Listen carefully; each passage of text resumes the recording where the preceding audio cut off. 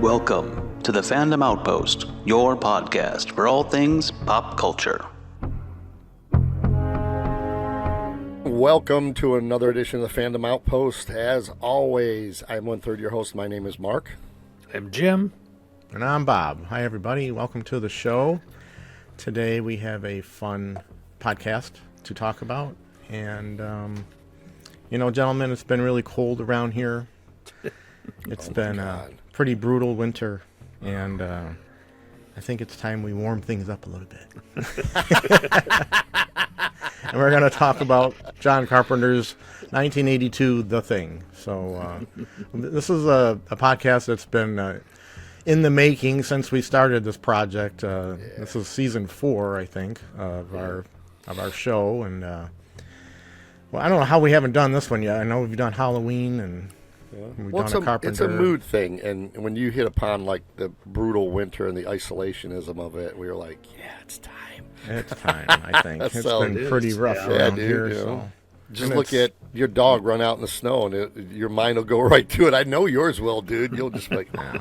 Ever since we kind of came up with this idea to do this pod, it's like little signs have been all over the place. Like I showed you guys, a friend at work brought his dog in, and it was a little sign. Yeah, if Bob, first of all, folks, if Bob doesn't edit that thing into this just to show you, like he was like, we just talked about, he's like, I came into work facing this. My friend's dog was at work. I must have laughed for 10 minutes after seeing that. Man. I was like, oh, he's my God. He's all like creeping around the corner. He comes in my office. Yeah. Like, this is a sign. So I think we'll break this down a bit into the first part of our pod will be kind of talking about our feelings on the movie and some of the discussion about how it was made and some of the background stuff and special effects and soundtrack. There's so much to cover. I know that we all this one goes way back too with all of us. I know we've talked about this ever since we worked together back in 85, 86, whatever. Yeah, that's the unfortunate thing too with us. Like there are a couple films that are in our back catalog that the three of us gravitate towards, but the three of us might not have gotten to watch when it first came out. So it's just kind of an evolution over time. That, maybe we've done it on home viewings or stuff like that, but so that's kind of one of the reasons like I wanted to talk about it today, because Bob, it was 3 years before met you, before we met, probably on video by then. I'm trying to think, or was it on cable? It was probably it would have been on VHS, right? It would have been on VHS rental. Yeah, rental. I would think so. I didn't catch the date of that release of on VHS, but 81 or 82? It was 82, right? 82. Theaters, yeah. And then the second part of our pod will kind of break down some of our feelings as we go through the movie, not shot by shot, but more like act by act, and some of the key points of the film that stand out and have stood the test of time, I guess, and maybe talk about that fun ending that everyone likes to throw out there and discuss. You two can discuss that. I'm not discussing it. Well, we'll see what all our feelings are about that at the end. But I guess we'll start with just talking about how we saw it originally and what our initial thoughts were back in the day and how it fit into the context of horror sci-fi, I guess. I know I saw it at the State Wayne Theater with a friend. It was back when it came out. I don't even know how I went to go see it, but I remember it stood out as such a just like crazy horror movie because of all the special effects. And, I still remember seeing it in that theater, and it was just, like I said, it just really stuck out as something unusual at that time because there were some other movies that came out around that time period that overshadowed The Thing, and one of them being E.T., right? I knew you were going to mention that. I know, that was the big one. They were fortunate. They were months apart at least, but... Right. You can't not mention it. Well, it must have been the State Wayne for us, Bob, because Jim and I saw it together, and it wasn't it wasn't a wide release per se, so it wasn't at our theater, No, we didn't have it ours. Well, So if you saw it at the State Wing, we would have seen it at the State we Wing. would have seen it at the State Wing too and stuff. Probably with a double feature of something else. I think it was a double feature. I get the feeling it was. Well, the State Wing, who had that one big house, right? They had 4 theaters. Originally they had one, just the one big house, and they chopped it into 2. Chopped it into 2, yeah. And then now it's like 4. Now it's like 4, yeah. But they would do a first run followed by something else. Yeah, how cool was that? I definitely remember it being something that's part of a double feature, like being there all afternoon or something. And like nobody came to kick you out. Like you could watch that double feature all day long if you wanted to. Like your parents, like, get out of my hair for the day. That was drop me off at the State Wing. Well, because I got First Blood that way. Oh, First Blood first run with something else. You know what I mean? Yeah. Which I'm pretty sure it was Mad Max. That was my introduction to Mad Max. Damn, what a double feature. That's what we saw that, dude. I was like, who are these people? Like, why do they talk funny? Like, I don't get it, you know? Yeah. It's a foreign film. But, I mean, we saw it around that time, too. And I mean, Jim, what are your thoughts on it? Or, Bob, you tell us yours. Let's start with Bob. Let's go with Jim. By that point, we were well into Carpenter, being Carpenter fans, and any drip of any information that came out about anything he was doing, we were all over that. So, this is after, right? Halloween, Fog, Escape from New York. Escape from New York would have been the one before this, right? I think so. That's 81. Yeah. So So Fog is 80. So what a run! Wow, dude, he peaked. He's premature ejaculation. Like, you look that up in the dictionary. That's John Carpenter, man. How about coming out the gate, right? Yeah, dude, he busted his everything at, like, the first 4 or 5 films. I go back to Assault. I mean, that's I got to count that in there, you know, so.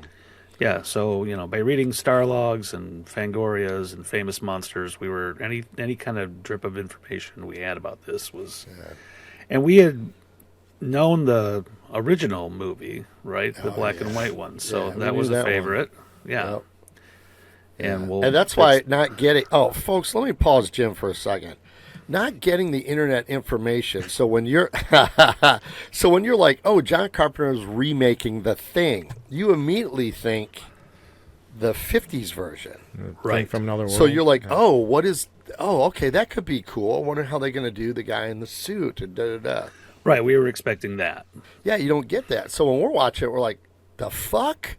I mean, the dog scene. So you're like, okay, no, this is something else. I don't know what this is. Correct. So, yeah. I mean, that was it. So we were, with bated breath, we were waiting for it to come out, and we experienced it. And so this is, as far as our Carpenter run, when we were talking about it, this is his first, what I feel is his big studio movie. Yes. Because it's Universal.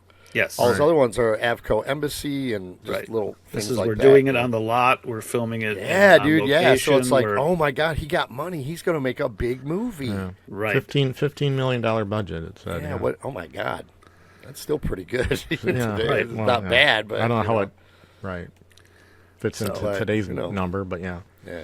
Do you ever wonder? Side note here, really quick. You ever wonder when you hear about those budgets? Like, my God, what did they pay actors?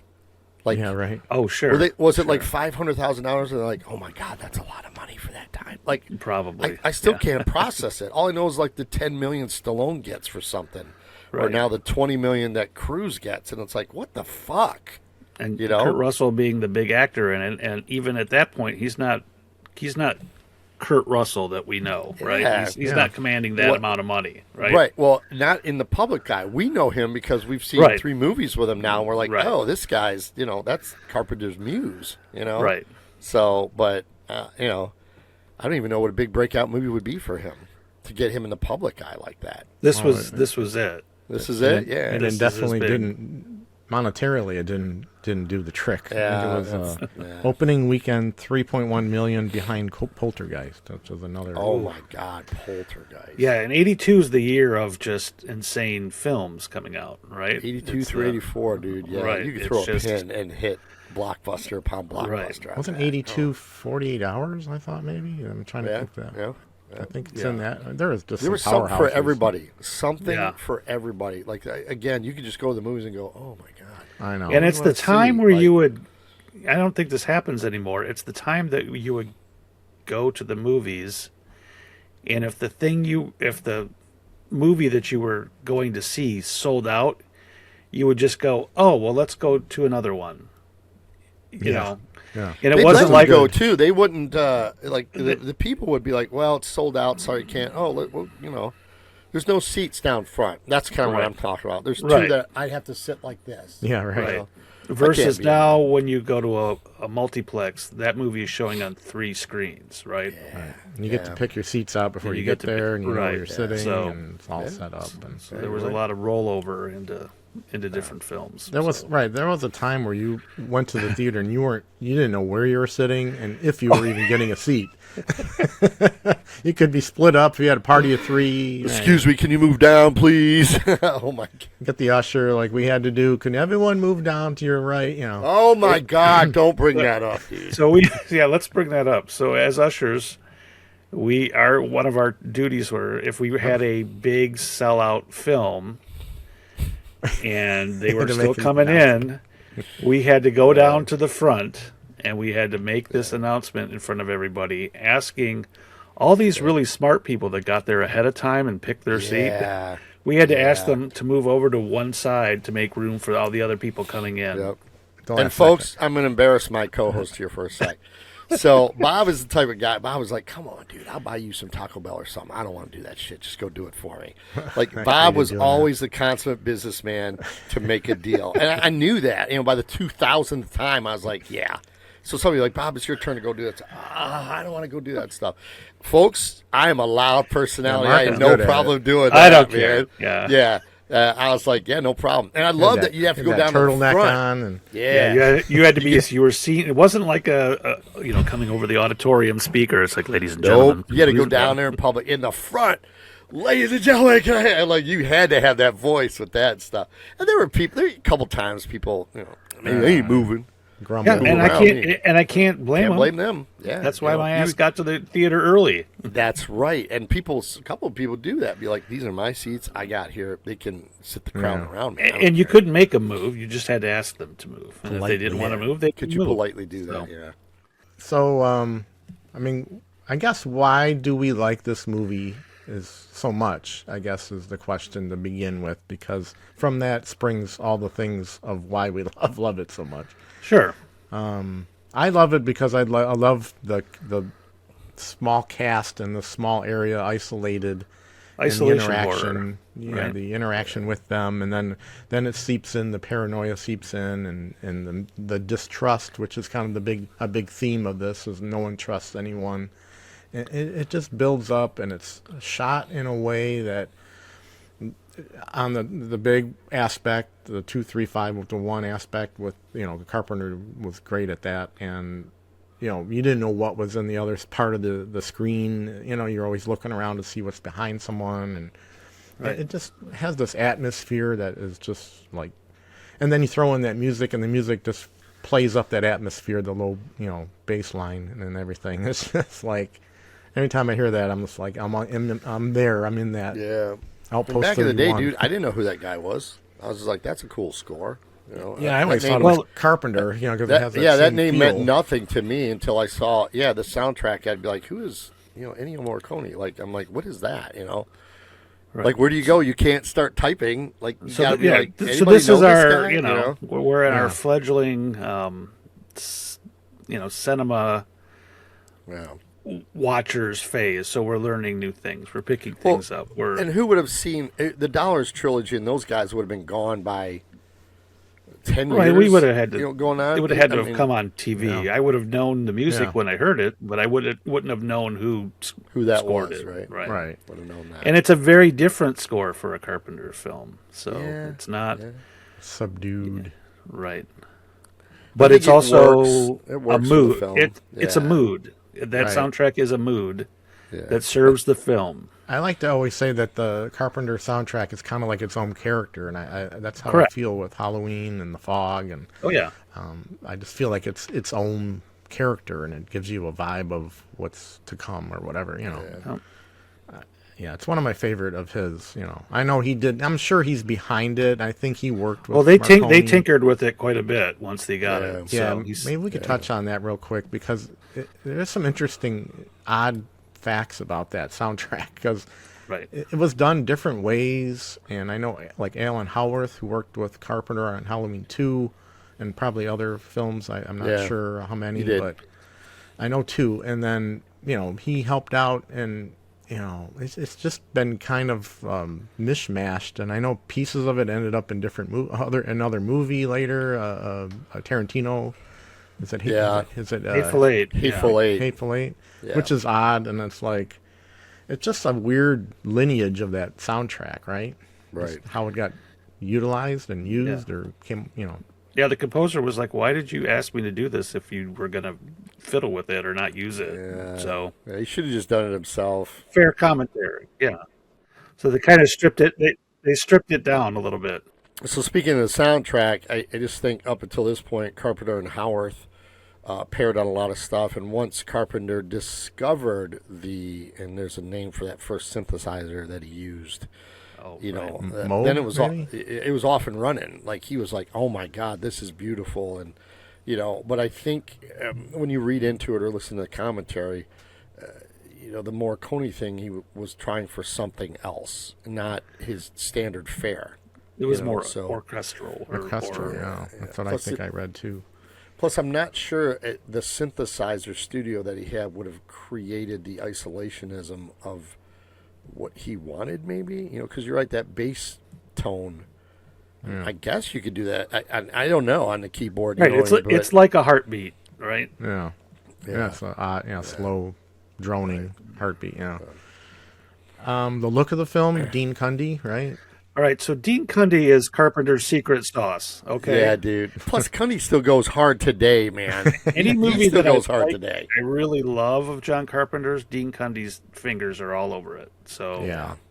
And I think when he gets away from Dean Cundy, that's when we start having problems. So Yeah, there is a very cool visual style to the thing that. Well, we don't touch a lot on cinematography. We gloss over certain things, but I always talk about in film an actor who lends gravitas. So, say Samuel Jackson shows up in a movie, maybe it's only for a 10-minute scene. You're still like, ooh, that movie got elevated a little bit because of just what he brings to it. Like your eyes can't take know off that of it. I'm in good hands. Like we had a discussion about Michael Ironside when you met him, and it was like, when he showed up. This back in movie the could day. be a dog, and I can know that if I see him in the credits, I know I'm going to have fun, and it's going to be and you're like, oh, okay, cool. It's the way with certain cinematographers that can do that, right. Like Bob, you should know him. I don't mean to put it on the spot, but the guy that works with Scorsese all the time. So the one I love the most, I think, is Michael Ballhaus. Bauhaus, that's the one I was thinking of. So, but when you have that, like, why would you not get that? You know what I mean? Like, Right. Your muse is your muse, and this thing worked for you. And sure, Christopher Nolan's got his guys. It does everything with his stuff. Yeah, So. I mean, they work with people they trust and they feel has the same. Yeah, Spielberg had the same thing with his guy, and so. All right, so anybody watching any of our shows, this is the deal. We're like we're inviting you to just kind of sit and BS with us. Yeah. This isn't like this is not a film historian podcast, and do we know what we're talking about? Maybe. Yeah, maybe not. Things we do know and things we don't know. Yeah, or things we speculate. I'll be like, what year was that? Like, I don't care, you know? Right. All I know is that the nostalgia, the feeling I have with these two guys next to me when something happened. That's what this is about, We Hell, I don't might do this not for a remember a living. character's name. Right. Yeah, there's people certainly screaming at whatever thing they're enjoying this content, hopefully, on going, his name is this, his name is this. Because I can tell you, I do the same thing. Yeah. I do the same thing at other people's podcasts. We're fans just like everyone else. Yeah, we're just having fun with it and stuff. Anyway, all right, back at you. What else do we want to talk about? Real quick, I know it's been probably talked about to death, but the special effects were such a groundbreaking. I'm going to let Jim cook on this one. Oh well, it's Rob Bottin. I'm sure everybody knows it by now, and he's legendary. And there's also an assistant there from the Stan Winston Studios for all the dog stuff in the kennel. Yeah. And it's groundbreaking, and they had time to plan it out and design it, and it's stuff that you had never seen before, ever. And It's used sparingly, but when it's used very well. Yeah, I can't. I defy anybody in our age group that didn't have some. I don't know what you call that when like something starts firing up in the brain. Right. Where with the dog. Right. You're like, holy crap. Right. Yeah, like you Never in a can't- million years would you expect that. I can't right? imagine anybody heard the next few lines of movie out of that because everybody would have been like, "Oh, holy shit, dude!" Yeah, you're right. It would have been like, what?" And you can't stop and rewind it. Like you just gotta Right. go for Yeah, it. you're in the movie theater. You're it's in just that punching moment. you in the You're face. Like, right? Oh my god! Yeah. Oh my god! And the board cracking. Is it board cracking? Where the legs come out. It sounds like somebody's breaking Oh yeah, wood. it's like snapping, my God. Yeah, snapping what a- crab legs. is what That's it's what it sounds like. Yeah, Crab what a legs. sound, Yeah, dude! it's Oh my gross. god, dude! Yeah, Yeah, right so- now I even got chills going up the back of my and spine. it's one of those thinking things about that. where very beneficially for the effects crew and they lit it correctly, right? Oh my God, so yeah, thank one of the God. great things about the kennel scene is like when you're seeing the dog transform, it's like it's being lit by their flashlights because they're Yeah. it's not broad daylight, it's not American Werewolf in London, it's Right. and they were very. The whole point of remaking this movie is that it's not going to be a man in a suit, Right. and so they did all they could do to make it not that. And Well, Rob Bottin in his studio, I know this from the commentary, modern commentary. Like that dude pushed himself to the brink of exhaustion because yeah, he went to the hospital. Yeah. After the Because fact. He lived on the set for a year, which is, Yeah. he did, and dude was committed. this is one of those movies where I guess you go to a director and he says, "Well, this would be kind of cool if I have that." Oh, okay. Well, how do you? I don't know. Go off and do it. This is like Right. one of those moments where it's like, Right. So nowadays it's- if you did that, you'd probably go to 300 people and figure out how to do it. But he couldn't. He's like, I got to create this stuff right as so we it's go. It's Bottin and it's comic artist Mike Plug that are designing all these things and Like, storyboarding good and name all. drop. Yeah. And there are great storyboards out there Yeah. for this yeah. movie. I almost wish they would have taken them and made a comic out of it. Yeah. Oh, yeah. And if you want to know what happened to certain characters, yeah, go look at those storyboards, people. Right. Like, there's stuff that is out The there. one that- the one with Gary's face is great. With Yeah, the hand with the underneath hand? skin. The hand Yeah, oh my yeah. God, yeah. I know that Yeah. bothers Bob because it bothers know, me a man. little bit, so I know it bothers him. Face stuff is, gross. Yeah. Luckily, it wasn't the throat. Yeah. I had a few little half-ass internet stuff that throw out real quick. We mentioned Bottin lived on the set for a year, basically hospitalized. They hired a double amputee with prosthetic arms to do That's so every an effect is a magic trick. It's Yeah. how you're tricking the camera, how you're tricking to trick the audience. And To the do the double copper- amputee thing and the copper, he had a mask on and the arms were made out of like wax and latex and Yep. the bones were made out of wax so they would snap and it's Yeah. it's just and you weren't expecting it at all ever. yeah. When you see it, it's just out It's of the control. chest burster of the thing. Alien, right? Of Alien. Yeah, right? This dude, is yeah, the that- chest burster. If you had a top 5, that's probably number 1, though. I mean, it is. That you are particular not, effect. Yeah, you can't even. Nowadays, you can. There are smart people that are like, I'm following the movie, I'm checking out the clues because everything is dissected nowadays. Right. But at the time, like, he's having a heart attack. Oh no, are they going to save him? Like, you're not Yeah, expecting you're with that. them, and then you're Yeah, like, I oh my know. God. Because you're dropped into chaos from the scene before Yeah. that to his heart attack to them getting him on the Yeah. table, and it's just And he so- doesn't. The only thing that even people might give a clue about is like, I'm sorry, guys, my heart's like not when they gonna do want it. him to go, You help know, out, and he's like, I can't do that stuff. Yeah. All right, man, we got no choice now. Like, there's certain things with Norris where it's like, okay, but he's just there in the background. He's one of the other guys. He'll get a lot of lines, but not that you'd be like, is he one of the 12? Like, I mean, you Right. could, but not that type of reveal. Jesus, no way. So Let me throw a couple. Albert Whitlock was a matte artist who worked with Hitchcock. Oh yeah. Did a lot of the exterior matte paintings. He was a model maker. Susan Turner, who did the alien spacecraft, that they did with some matte effects and the lights all actually doing their little spin. And years later, throw that out, Bob. The beginning of Predator is an homage to The Thing. So if you watch the beginning of Predator with the ship and stuff, that's like their homage to Carpenter's Thing. And that was completed, that effect at John Dykstra's Apogee company. Which was, Nice. And then the final thing I had was Peter Curran did the optical effects for the opening credits, which is shot in a fish tank. Right, with the trash bag pieces. Yeah, right? trash bag, lighting it on fire and backlit. And that mimics the original. Yeah, I watched the original, and I was like, damn, that's a pretty good effect for 51. Right. And but the 50s one is really good. Like, I like that one. The question is, how did they do that one?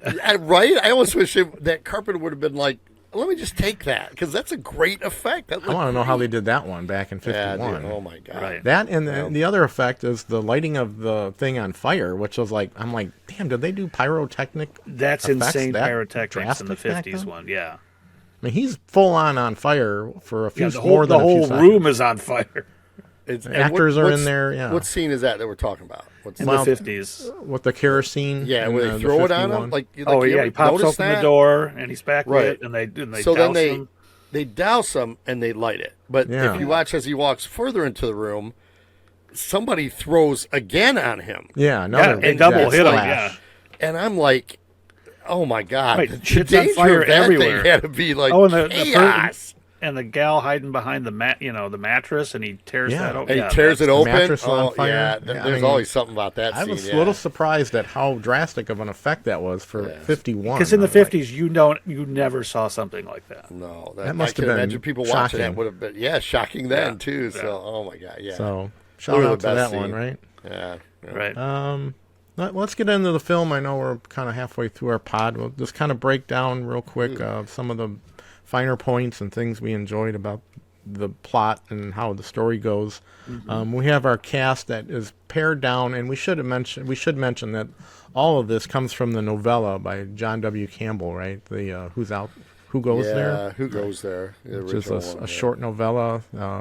Very influential science fiction writer from the 30s, I believe. And shout out to him, because that story is pretty cool. And he has a bigger cast in that novella, which is like, I think it's 36 characters, and it gets pared down in the script writing for The Thing in 82 to down to 12. And we have such a cool cast, I think. I just love all the actors and all the different dispositions they have and how they interact. Did you look this up, Bob? Because somebody said that was a Child's. Yeah, Child's. Is that his first role? Keith David? Keith David. Yeah, thank you. Sorry, I'm so sorry. Sorry, Mr. David. I know Kurt Russell was pushing for Isaac Hayes coming off of Escape from New York. Yeah, he was kind of pushing for him, some of his buddies from the other I'm film. so glad that didn't happen. Yeah, or Donald Pleasance as Blair. Because this was the first Keith David I had in my life, and then that became one of those guys, right? Yeah. He became the gravitas guy, right? Yeah, every time absolutely. he's in something, he rules it, right? Yeah. Wilford don't even Brimley. get me started on They Live. Right. Yeah, right. In the fight scene. We got Wilford Brimley as Blair, Clark, the dog handler, Richard. He was the most recognizable face after Kurt Russell, yes. Yes, Donald Moffat, I recognized. Yeah, Donald Moffat, I well. recognized him. From the Logan's Run TV show. Yeah, oh, wow. Oh, he's Gary, right. Mine would be like, Murder, She Wrote and all those good TV appearances that he was in. Well, his eyebrows for certain. Oh, my God, yeah. And then rest in peace to T.K. Carter, T.K. who passed Carter. away just a few weeks ago. Played Knowles the cook, he has a great character. I mean, he only has a few lines here and there, but he's a great He's character. like our lightness in the film. He's the light character that kind of breaks it playing up. his music loud. Hey, can you turn that down? And he turns it off.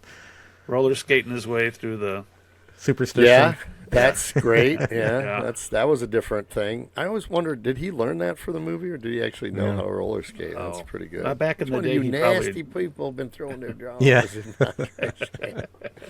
So Windows. I liked Windows a lot. Yeah. He was our everyman. radio Even though people operator. say that about Kurt Russell, but I don't. Kurt Russell's way too much of a lead in that movie. Yeah. Like he's not. But Windows, who is he's got a different name in the novel, but like Windows is the. Oh, he came up with that name, and he was like, "Everybody call me Windows," and everybody's like, "What?" Yeah, he Yeah, wanted to be called yeah. that on and off Yeah. the set. Yeah, Yeah. I read that. He up. was method acting, and it's like, "You're from the Warriors, right?" Yeah, him and Palmer got pretty close on that, so they kind of do the tour circuit a lot. But I liked his. His was the I'm scared and what's Right, going on and stuff. I like that. He's the Bill Paxton of our thing. He's the game over man. It's like I can't reach anybody on this radio. And there's not a lot. The dialogue is very tight. Like it's not. Yeah. It doesn't go off the rails. There's not. You have to find humor in the scene, not in the. Like there's no jokes that are written. You know what I mean? Right. It's not a. Right. But like he Right. said about T.K. Carter with the music music. thing. Yeah, it was shot today and stuff. So you could get a laugh out of that, stuff like that. But I don't know. So Right. piece of trivia too, when Blair is holding up the picture of the ice block, that's a reference to the original, with them Right. finding him in Right. the ice and stuff. So I like that a lot. Yeah, they carried that over. Yeah.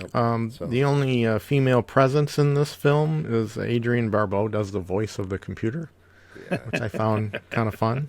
I forgot about that. I hate his thing with the computer and stuff.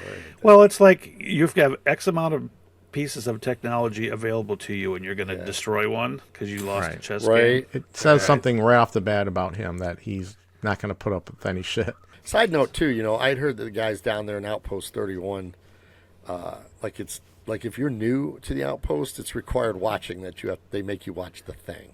Oh, in the In real life, the place like, in Antarctica. Antarctica. Yeah, they watch it. They watch it every year before. Yeah, that's what I heard, something like that. But I know if you're new too and you get down there, like you have to watch it before you start everything and stuff. I just think that's the best. I love that piece of trivia. Like that's so great. How it's all interesting that it's Outpost 31, but it's called on their sign. It's the National Science Institute Station 4, which is kind of a funny little. I don't know if he oddball made those thing. up because I think that it's very similar to what's actually down there or something. Or maybe in society they changed theirs. I don't know, could be. but I there would. is that place is down there somewhere. Yeah, so It's originally A called research Big station, Magnet in the novella and in the 51. The station is called what? Well, good for Big Carpenter Magnet. changing that. Yeah. So, yeah. Oh, by the way, the best guy over the years, Wilford Brimley. He had the best sense of humor. Anytime somebody found something in Antarctica, he would tweet about it and be like, "It's happening." Yeah. Watch Clark. Yeah, I just love that line. he had the best sense of humor, even at old age. It's like, what are you people doing? Don't you He understand? was what probably you're like about to unleash? 45. Oh my don't god! know. Right, he How old looks he like twice his age in the movie, right? Yeah. Well, I gave him that white hair, so Watch Clark. It's not Quark. It's yet. It's not dog. That's imitation. There's some there's a little bit of this guerrilla filmmaking atmosphere still going on because there's like an associate producer I read that was filling in for some of the blood taking scenes because he said he could do it all day, and he also played the Norwegian rifle guy at the beginning at the helicopter. right. So they use different. I'm guessing Carpenter probably stood in for something. Sure. Well, you In the get so many background people. or- You get so many people on location when you're doing it to Right. choose from. So Yeah. Yeah, I still think my fan theory is always I think he sat in for the silhouette scene. But yeah, I mean, the actual he's never admitted it, never said who it was. Carpenter said I just picked somebody extra for that. I also read that Dick Warlock was Dick was Warlock, the shadowed okay. figure, right? I could buy that one too. Yeah, I could stuff. So I'm paying a stunt guy to be here, so let's get my money. yeah, why out of not? him. Right? Yeah, Stuff. and So- so he wanted to And, make you that know, ambiguous, right? yeah, and that's the ambiguousness of the profile is and that's what I hate about the modern era because people dissect that movie and they're like, no, if you notice, it's like Jesus. It's got a do collar people, on. Yeah, do you Yeah. watch the film? Like, do you listen to Carpenter's commentary? But the Like, problem he's like, also is that it's a cheat. yeah, Right. Yeah, it is. It's no- That's not Yeah. fair. You're Yeah, giving you're me right. a You're a right, mystery, it is. and you cheated at it. So Well, because at the time, I mean, who could see 40 years from now, the people that are going to dissect that film, yeah. But I think that's the fun. That's part of the fun of this film is that it tries to keep things a little ambiguous, and you kind of have to piece it together, and you have to maybe you hit a dead end, and then you're just kind of well, I got to go with that, and yeah. The same with our end we're going to talk about. Right? Yeah, well, it was tough. It wasn't. So when I watched, I can remember watching it. I remember sitting there and I was 14. So I didn't really have I wonder who is the thing. I was just in the moment. you were just going. You're along for the ride. Yeah, if there is one, he's going to get revealed. I knew that. Even at 14, I was like, well, we're going to figure something out. And the speech, too, by Russell was like, storm's going to hit us in 24 hours where we're going to figure out who the thing is. I'm like, okay. Everybody's not going to get out of here, and I get it, and it's going to race towards a climax. I totally got that. I didn't really pick up on the Blair thing. There are people that are like, yeah, Blair, and, he's losing his mind. I'm like, I didn't. I saw that as he wasn't the thing at that moment. You know what I mean? Well, yeah. Well, two things. You're right. The best way to watch this movie is to go along with the ride. Yeah. If you try to figure it out, you're just going to bang your head against the wall. Yeah. The second thing is we can kind of piece together, and it's probably the hardest thing to do, is and there's other videos that are way more explanatory than this, but out there on YouTube, that you can kind of piece together who was infected first and how that fits into the plot of the story. The timeline of the plot. One of the things that they don't ever explain in the film is that how does someone become infected by the thing? Right. Okay. That's right. partly shown, right? I mean, Mac and Copper picked up the corpse and brought it back, Right. Well, But it was being also that it frozen. was frozen, yeah, Right. that'll be the argument. You're there's right, a theory though. called the single cell theory. Right. Yeah. And at first I wanted to kind of go with that, but I don't think I could buy into that one because that's if you touch the blood and it infects you. Right. Well, even better yet, people have gone down super rabbit holes. What if the creature, so it washes its hands, and back then you get a bar of soap. Mm-hmm. Right. So it spits on the bar of soap, and it leaves the soap there for you to wash your hands. That's the single cell theory. Right. That any living Palmer part too of with that, the joint, and he hands yeah, it to any Childs. living thing can have that. And it's you're right, Bob. I agree. I'm like, I don't buy that either. That's a tough one. I mean, there's just too many things that. Well, I it's like too the easy. blood theory, that the blood is like everything else, from vampirism to a virus to all that Sure. stuff. I buy the blood a lot better. Why have the whole blood test scene if not the blood? Right, because we've shown sentient blood. So Right. right, that's And- a better theory. Yeah. Movie- The monster For- lover in me wants it to be what the dogs do, and what happens to Bennings when he's all wrapped up in a corner. Oh you yeah. know? Yeah, he's just getting absorbed. That is Is kind that of what I is want that it to hanging be. off his shoulder, or is it sticking out of his mouth? Is that thing coming out of his mouth, or is it just hanging there where he's all... I don't want to know. That's great. People still question the whole big hands thing of that. I'm like, why? What? Why is He's that a debate transforming. Why somewhere? is it a Yeah, why is that a debate, dude? It's not Bennings. Really, Gary? Really? Can you guys explain to me a little bit about how it does actually happen? What happens to the normal human body? the kennel happens, the thing escapes up through the does it? ceiling, through the roof. Because it gets blasted. It does get Well, blasted. no, The one no, left no, over gets blasted. It separates. It scurries up the roof. Yeah, it separates. Those two big You hands. talking about the that come over hands? it? Yeah. 2 dogs left. Yeah, Yep. 2 dogs run out. Yep. Now I know that Blair kills dogs, but Later it's in also the like, but it's how many ambiguous. different characters Careful, are. guys. We're about to rabbit hole this thing. Yeah, we're gonna rabbit hole. But, Because does looking at Blair it- kill the dogs because he's already infected? Like, that's another one that I've heard online, to throw off the scent of him. Sure. One of the unanswered Clark, questions, you hear me? right? One of the unanswered questions for me is like, if Palmer is the thing Yep. and Norris is the thing, do they know each other is the thing? Oh, Is it I'm not a doing hive that, mind? dude. That's Right, the is it a- first is it a thing. hive mind? Is it a Yeah. hive mind, right? Right. Or is whatever is the thing is purely there for its own self-protection? I think it's a hive mind, but it's not a collective hive mind where, like, you destroy the hive mind, you destroy all of it. Like, I just don't think like that, you know? I think that it's like Invasion of the Body Snatchers, that they're all part of the system, but they're independent. It's like our fingers that, you know, our brain impulses are doing this, but I don't recognize the impulse that's being sent out to do this. Well, they must have the memories and thoughts of the normal the human person. they Right, assimilated, right? Yeah. Right. But still, you guys didn't answer my question. What happens to the body? What happens to the Well, body? nothing. The body gets assimilated. That It gets transformed. absorbed into. It gets absorbed. It becomes Yeah. absorbed. So Right. it disappears? Yeah, it disappears into it.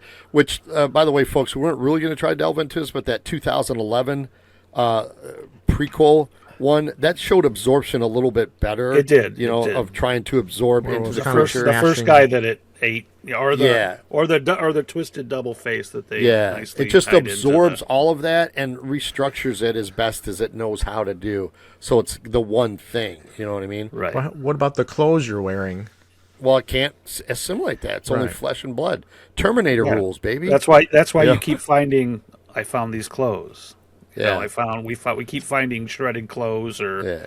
It can't do like anything. gooey clothes or or It becomes organic, like I a guess. nude I don't know. body, and then it has to go and get the clothes and put it on the assimilated body. Then Yeah, It's a gotta new set of redress. clothes, I guess. Yeah. Yeah. How does Right. somebody naked in that complex walk around without being spotted? I'm telling you, dude, careful, man. This is rabbit That's hole what I stuff know. here. You could go down Yeah, some don't do major it. rabbit holes. Well, I got Right. one because I can't wait to bring it up. I don't know if I should do it now even, but like there's cheats that you guys were talking about, you know. So who absolutely, because it's proven the two guys didn't have access to that fucking key clip to get the blood supply. Now, right. you heard Windows drop it, right? 'Cause there's a scene. Yeah, where there's a Windows thing comes where in, Windows comes in the doorway and he sees drops Bennings. the keys, and he sees Bennings and he drops keys. You hear a sound effect. It's like Okay. that's the only thing you get to go on. Like, well, then who Right. picked it up? Oh my God, I'm not going to buy that. Because why would Gary not be like, dude, you got my keys? Oh no, they've just Right. been missing for 3, 4, 7 days. No, I can't Gary's buy too, that. Gary's too tight of a by the book guy for that to That- happen. and that's Well, what they you know, said. He's not the thing, right? Because he's sitting down saying, I know you gentlemen have been right. through a lot. And when you find the time, I'd rather not spend the rest of this winter tied to this effing chair. And what about dead people? Can Right? Could it can it go and can it reanimate the corpse? Clark? Yeah, Right. that's what I wanted to get at. You know, so Clark was human, which makes you a murderer. You know what I mean? So it's like, but if the so blood it's- gets into him, Next time you Yeah, watch I don't that know. We don't know about that. and watch him shoot Clark, like look at the characters in the background. Childs has this like, oh, he shoots him in this head. I never noticed that. Yeah, my go God. watch it again. It's like I Yeah. just noticed that on a second watch. So it's not a. I get that it's not a perfect movie because of plot Right. holes, but as far as the overall what it is, I would consider it close to being a perfect movie because Right. it you watch it, you're in it, you don't know it, you've got to, you know. But we've tore everything apart nowadays, you know. Right. One So, thing you know- leads to another, and it propels Right. the plot. I really do appreciate the visit to the Norwegian camp to help set up the mystery. Yeah, thank God. Yeah. I like the fact What is that? Is that a man in there? Right. I like the fact that the story of the Norwegian camp is really the story of the 50s thing, right? Yeah. We found they go to Thank you for bringing that up. Yeah, Yes. and they make the point of showing the videotape of them standing in the circle because it's a saucer. They make the block of ice is a throwback to the 50s thing. and them damn Norwegians blew it up. Yeah, Even I love that. the axe is a throwback to the 50s thing. So I love a movie that drops you in to a story, and that's like a New Hope. A New Hope is that. Right. You're dropped in and you're off and running. I love that about a movie. So this Well, if does you it think about perfectly. the Carpenter's 82 thing, could be a sequel to that other one. sure, 100%. I mean, that's that. Based on the statement you just made, Yeah. even though it was a homage to it, it's like, yeah, we could technically take that as a Right, sequel. well, and that's in what they did, in the 20. I get it. Look at that; they're playing thermite charges. So Right. like, Right. Yeah, there's a special effect I got to talk about. I don't know how we're moving on here, what Bob's got up next and stuff. But what's your next thing, Bob? Because I can always. We'll just get to the end because we're kind of running out of time. Well, so Dick Warlock, everybody, he is stuntman extraordinaire. Back in the, I'd say, 70s, 80s. You know what I mean? And he plays so when they blow up Palmer, the blood test scene, okay? Right. And Palmer, they light him on fire. Yeah. I don't understand why. Maybe because it knew it was dying, but technically I always thought that's a scene that kind of bothered me a little. The Palmer thing, all it had to do was spit on somebody or go grab somebody or something. It didn't have to turn because it was on fire. Well, it grabs windows before McCready burns it up. Yeah. Once it burns up, it does turn towards him, but then it turns because it's got to go outside or something. So I thought, that's a escape. Right. Yeah, it's like it's trying to get away. To this day, I'm not kidding. This is top 5 practical effects. Dick Warlock stumbling outside as the burning creature, and it's not CGI. That fucking head of his. Going like that, back and forth, yeah. while it's on fire. Right. I will pause that every time and go, God damn, how did they do that? Like, was somebody using one of those toy things where you just pull on it and it goes like that and stuff, you know? Because it was all around him, and I'm like, I don't really see his head in there. You know, I mean, you kind of do, and then he turns to the side and one side flops open. And But it is a great practical effect, folks, as far as, like, practical effects go. While the dude's on fire and he's running away. Either it could have just been a guy on fire, right? Yeah, but when he steps out, he stumbles in the real snow, folks. Right. You know, because you can see him trying to walk. You know, but I was like, oh my God. And you think so? Here's my plot hole. You would think though that McCready would have been like, all right, I better ease off on the dynamite because I'm literally blowing pieces of it everywhere. Right. Sure. Like that's kind of like, how do you assume that every piece got blown up? The single cell theory, right? That's like, why am I making more of it? I blow it up and he blows everywhere, and that piece on the wall that thaws out because it made it back inside that infects people. Yeah, I know. So it's like, what happened to the blood once it started running on the floor? Where did that go? I know. Yeah, I'm not saying it's not got some holes, folks. Going back to Palmer. Back to Palmer. Sure. That's what I did. Why not? Like that, like T2 thing where he does the foot, where he chases the car. It reabsorbs. And it reabsorbs. This little metal thing reabsorbs and stuff. That's a cool effect, though, the blood. Yeah. All running back. Yeah. And I like that there's characters that we don't know what happens. We don't know what happens to Fuchs. We don't know what happens to Knowles. I mean, you do if you watch storyboards and stuff, like Jim said, And I like Fuchs. What's another one? You never see what happens to Blair. You just see it happen. Right. Or sorry, it just happens. From what I gather, Palmer's missing in some scenes, and they if you go to the internet, it assumes Palmer went to see Blair outside, and infects him, and then Blair is building that underground hovercraft. I think it is, because I don't think it's a ship. Right.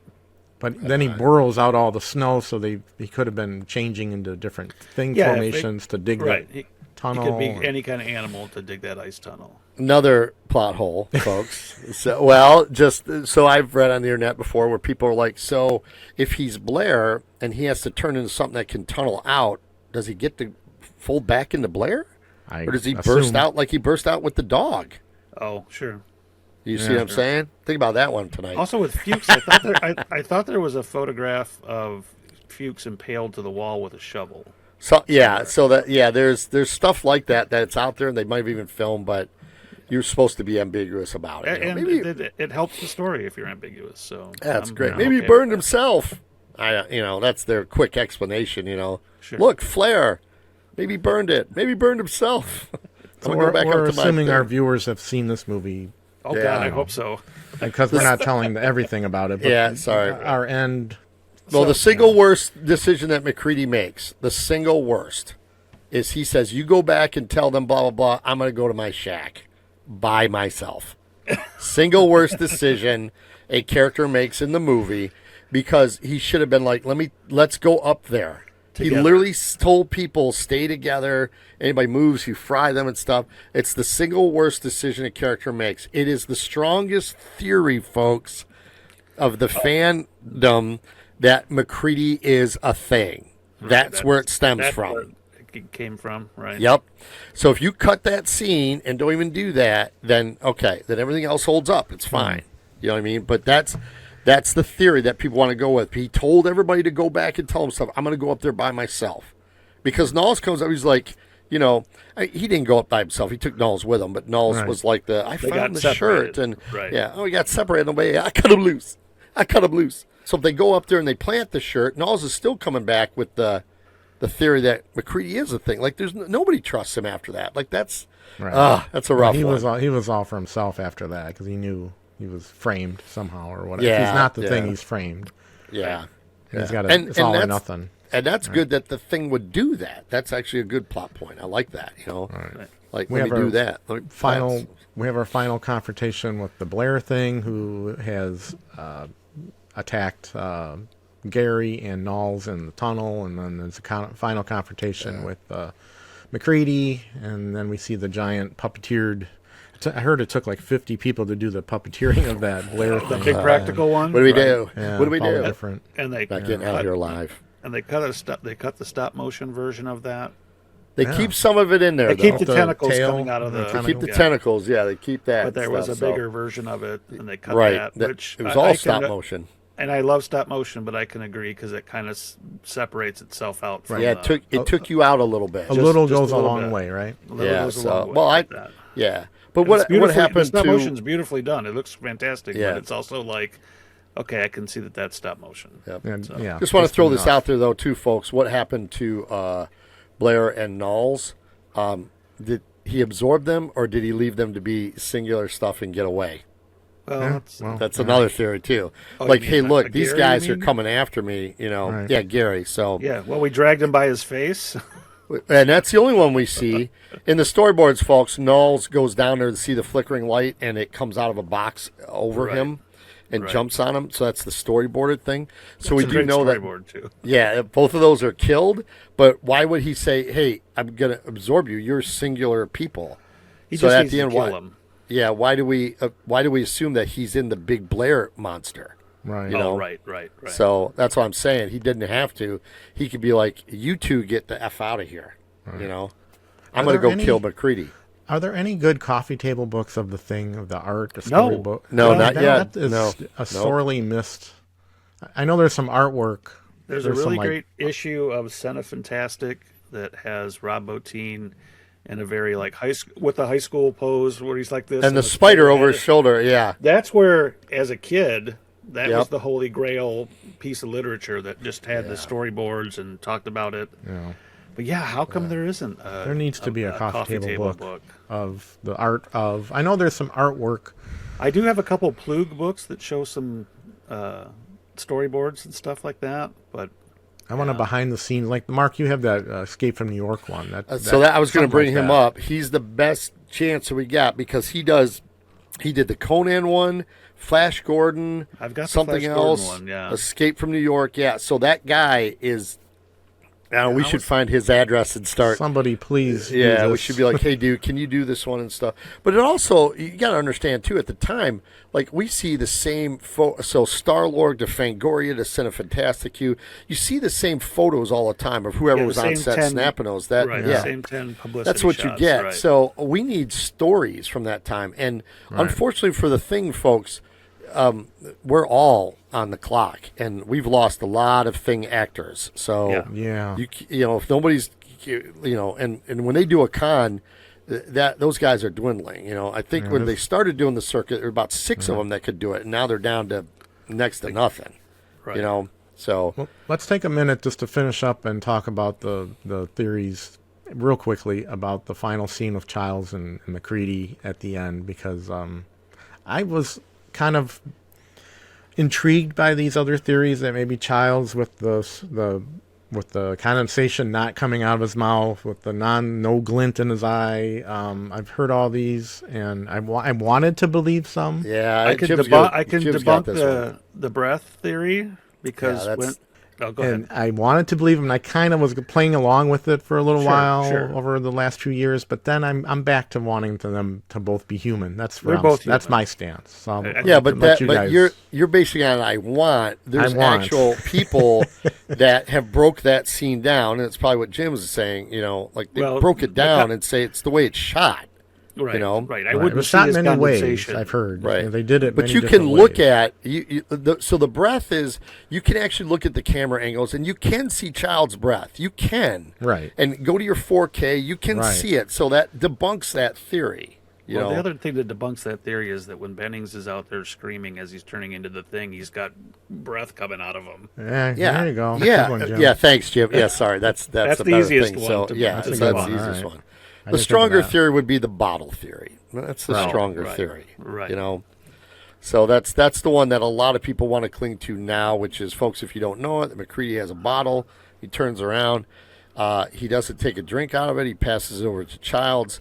Everybody wants to assume, even though it has no fucking rag in it, so we have to assume out of shot, he took the rag out, that it was one of those Molotov cocktails left, gave it to Childs. Childs has no idea that it's kerosene because he doesn't know what that is, and he drinks it, and that's how he confirms it. So, but unfortunately, in our lifetime, they did comic books and things like that continued the story, and those got to be authorized by Universal and Carpenter. And if you can ever dig them up and look at them, yes, it gave a definitive answer of who was the thing. So, but now that Carpenter revisits all this stuff and possibly even doing a sequel that I'm hearing, it's very.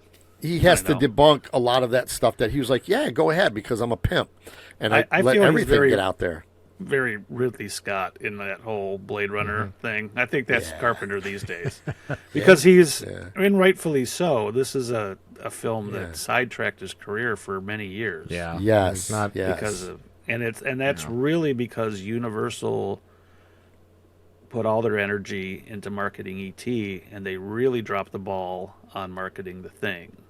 It was one of the pieces of media I was watching. They were talking about how Dean Cundy and Carpenter were like, what the fuck is this poster? They hated the now legendary Drew Struzan poster because they were like, well, this makes me feel like it's a man in a suit, and that's not what we wanted. Yeah. So the novelization is pretty good too. Just kind of let you guys know really quick. I mean, I think we all own a copy of it. So and it's heavy. Like, it's a heavy movie. It's very right. So this is it's written by Alan Dean Foster. Legendary Alan Dean Foster, who did all kinds of novelizations. Go ahead, sorry, Jim. Downbeat ending, right? So how many, as a film goer at that point, how many downbeat ending movies did I run across? Right, To Live and Die in L.A. Yeah. Right. Well, Planet of the Apes, you catch it on TV. I don't know when To Live and Die in L.A. came out. After 84, 5. Right. Yeah. There are not many, unless it was like some Invasion of the Body thing. Snatchers remake. Oh yeah, that came before this. Yeah. So, and audiences, if you could talk to a million people, it just wasn't well received because it wasn't that. It was not the norm for Hollywood. And Universal didn't know what to do with that. So, after its initial run of whatever weeks, it's like, nah, gone. You know what I mean? Yeah. Yeah, it didn't play for very long. You know what I mean? Plus, like you said, E.T. and all that. So everyone wants to see the upbeat alien movie, not the feel-good film, right? Video helped it, I would think, right? Yeah, video. Video is where it took off. Yeah. Into a cult following, and because it's one of those people you could have you ever seen this? Oh my god, and you could show it to someone and it would blow their mind. So Bob, I'm sorry, we hijacked that from you. So are McCready or Childs the thing? I originally I never thought they were. Okay. And then when these theories came up in the last few years, I was kind of toying with that, going, "Oh, that's kind of fun. If wow, that's kind of neat. Childs is a thing, And then they had that artwork that I shared with you guys recently. If someone did some artwork of McCready, dead with the thing kind of thing hand holding the bottle. Yeah, and I'm like, oh man, I don't want to see him as the thing. I cheer for that character, and I just don't want him to be succumb to the thing. You just want Spoiler alert: those comics that came out that somebody, I think might have been Dark Horse. I'm not sure who did it and stuff. Yeah, they did. If I'm not mistaken, McCready ended up being the thing. So I think both Childs and McCree were the thing, if you want to know the truth. But I don't want the thing to survive. I just want that's the one hopeful thing I want is at least the guy sacrificed for something, right? You have to realize for the film sake of it that if it was a hive mind type of thing, and they both were, and they knew that, who are they performing for? Right. Somebody is not the thing because they realize at least one of them isn't. So the more devastating thing is that they both aren't, and they're going to both die. They know, or they're going to kill each other. Yeah, so I think, Mark is going on record saying they are both not the thing. I believe they are both not the thing. Yeah, and I don't believe Childs was that fucking coat that Bob brought up last time in one of our pods. We talked about that coat theory. Yeah, I think he might have seen Blair. I think he went out and was like, I'm not staying here. Like, he just made his own decision, But you're right. Every decision produces the paranoia that makes somebody else go, I don't know, like while they're sitting there freezing to death, he's got to address, okay, why'd you go off to your thing and stuff? Why did, they got to talk about it at least. Right. You know what I mean? And they're both, well, McCree doesn't have a flamethrower, I don't think, but maybe he does. But Childs sure does, Like, why would you lie to that guy at that point? Like, that dude could fry me any second, But that's what makes it fun, and that's why we're still talking about it, right? So, it just leaves a lot of things to discuss and to contemplate. So that's what makes a movie fun, I think. So. Well, my final thoughts, too, I want to give a shout-out. So if you haven't had the chance to go look at any of the versions, because there's a Carpenter commentary on it that is from the earliest of Blu-rays. Right. And it's very insightful. Of course, the latest, I think, Shout Factory or whatever version, it's got a lot of extras on there. I mean, you could fall asleep watching all the extras on that thing. But the commentary is very good because if I'm not mistaken, I apologize again. We don't know everything, but it should be on there. Yeah, but there's somebody that he has commentary with, I think. Carpenter and Russell. Dean Cundy has one. Yeah. Oh, okay. So I would have to check my version to see if there's something new on there, because somebody talks about the reception and how it is definitely getting its due today. You know what I mean? The Carpenter and Russell one is just, they're just having fun. You know what I mean? Russell laughs at everything, it seems like. You put it, look at this scene with you. Yeah. Shaved for 3 weeks. Goldie hated it. Like all that crap, sometimes when they're just buddy chumming, laughing, it's like, all right, quit talking and tell me about this movie. God, yeah. Tell me about that scene. I've waited so long to find that. Yeah, and stuff. But there is something out there. Maybe it's an interview, I'm not sure, but it could be a 3-part interview. But they talk about, the interviewer, somebody is trying to explain to Carpenter of what this film means to so many people, and you could finally see him break because he wants to be like, it's my dark horse, it's this, and this guy is like, brother, we love this, like you deserve the accolades, and finally he's like, after all this time, it is nice to hear people say it, because if I ever ran into the guy, I'd be like, dude, your first 4 bangers, out the gate, right? This is for makeup effects guys. This movie is just like 2001 was for the people that inspired the people that made Star Wars, right? Also mentioned, I just read in the last day or two that this Carpenter version has been inducted into the Library of Congress. Library of Congress, yeah. Which is very cool. Which is as it should be. Yeah, cultural significance. Cultural significance, right? And it is sad that it takes this long to do that. I'm glad we're all still around, that we can have a discussion like this. For Carpenter anybody too, right? Comes after us. Yeah, my guy's a pimp now, dog. He got his Walk of Fame star, so that's great too. Yeah, I know. I know he's curmudgeonly nowadays, but. Yeah, he had some lean years where the fame of this doesn't help pay his bills, right? So so he's got to make his decisions. I get it, but I don't know. There's 2 pictures that got posted that I don't know if they're AI. I don't know. One was he was with Kurt Russell, and they were talking about The Thing or something, possibly doing a follow-up, and that's got a little bit of traction, But then there was a picture out there of the 2 of them holding up eye patches. So that was getting some traction, but I don't know. I don't know how, I don't know how somebody hasn't come back and said, well, let's just do this, And I'm glad we didn't touch on the 2011 reboot slash. If you like the thing, it's worth a look. Another piece of media that's worth a look.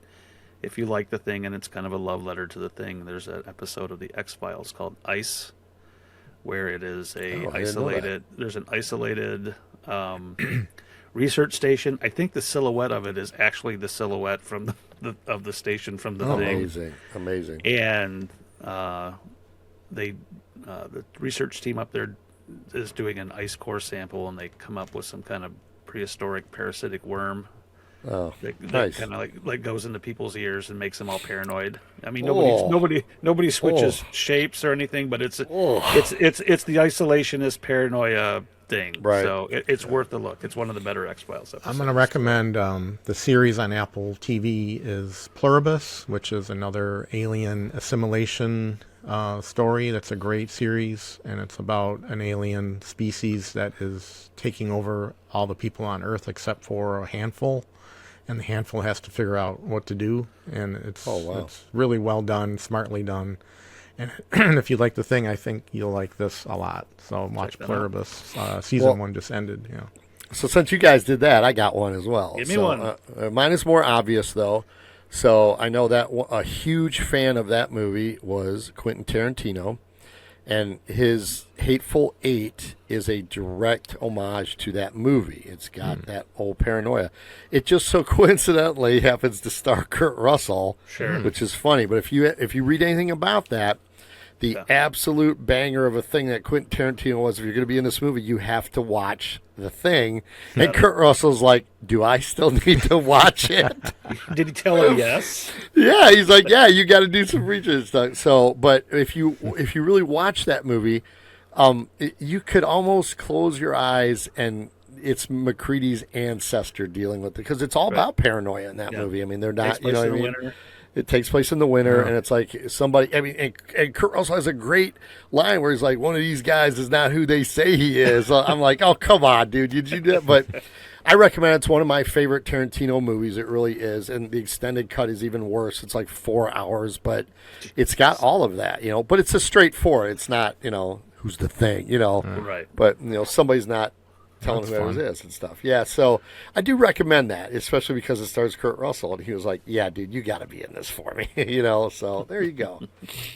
Anyway, I think we've covered all we can cover. That I had our notes, and I think we had all our feelings expressed, and I think we finally did it. We put the did we land the definitive thing pod for at least for the Fandom Outpost, right? Yeah, right. For us until we get to see the whatever John's got up his sleeve. But there's some definite nice lineage in the production of this, and I think it shows. And I hope if you haven't seen it and you've stuck through this long-ass pod, hopefully you'll check it out and appreciate it as much as we do, right? Yeah. Yep. All right. Well, I guess we'll make a condensed ending here. We'll just ask you to please like and subscribe. I wish I would have said this at the front. I forget. Please like and subscribe. If you're with us, you're probably lost a lot of people by now.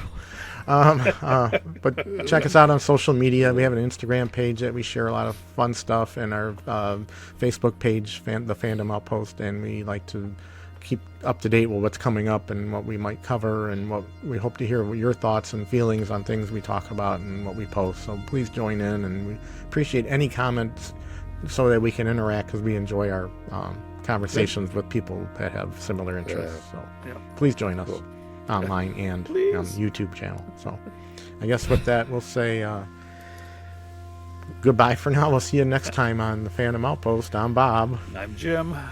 Yeah, I'm Mark. See you next time, folks. Thank you. Bye-bye. Bye-bye. Bye-bye.